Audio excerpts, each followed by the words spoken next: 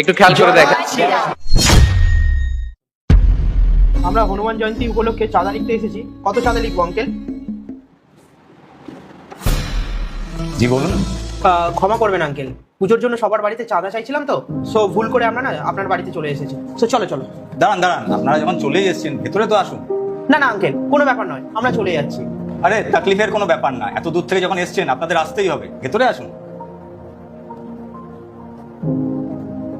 বার্তাটি শেয়ার করে দিতে পারেন।